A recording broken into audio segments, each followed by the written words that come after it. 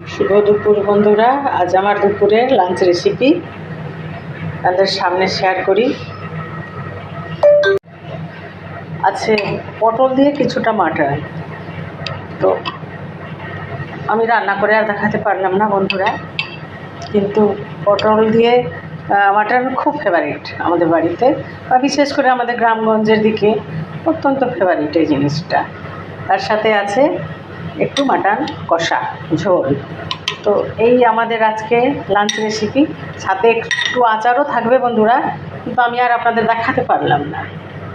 তো এই আমাদের আজকের lunch recipe. Like, comment, share, subscribe করে শাহী কিচেনের পাশে থাকবেন বন্ধুরা।